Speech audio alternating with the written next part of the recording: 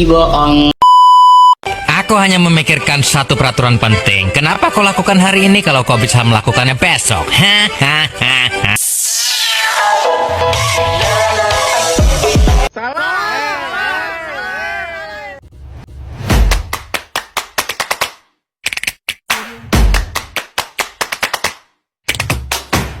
Assalamualaikum warahmatullahi wabarakatuh. Dia orang bade ngerjakeun tugas bahasa Sunda nyaeta tugas wawancara. Assalamualaikum warahmatullahi wabarakatuh. Waalaikumsalam. Wilujeng siang Ibu. Nepangkeun heula nami Abi Citra Alia, sareng Citra Almahera, murid kelas 10A di MA Yakin Hidayah. Upami kersa abdi bade ngawawancara singkat ngeunaan profesi guru. Langsung wae kana pertarasan nu bade diteraskeun ku Citra Almahera. A few moments later. Lajeng wae ka pertarasan kahiji, tos sabaraha lami ibu janten guru teh. Ibu janten guru atos 2 tahun, panginten sareng tahun ayeuna insyaallah janten 3 tahun.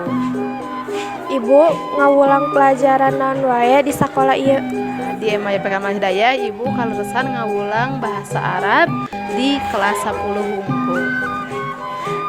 Salian ti bahasa Arab, ibu ngawulang pelajaran naon deui? Kami di dieu mah panginten ibu ke pesantrenan sareng ngawulang padus di ekstrakurikulerna. Naha ibu langkung milih damel janten guru? Ibu teh ngagaduhan moto hidup nyaeta khairunas anfa'uhum linnas, nu di mana hartosna teh manusia anu paling bermanfaat teh nyaeta anu berguna kangge manusia nu sanesna. Nah, ibu hoyong ngajantenkeun bidang atanapi guru ieu teh janten kasayan hoyong diri ibu teh manfaat ku ngajarkeun ka siswa-siswi. Ibu salian ngawulang di MA, ibu ngawulang di mana deui? Ngarasan ibu ngawulang deui di MTS YPK Hidayah sinareng di MTS Nur Rezki Hasanah. Kumaha tanggapan ibu upami dina waktos diajar barudak garandeng?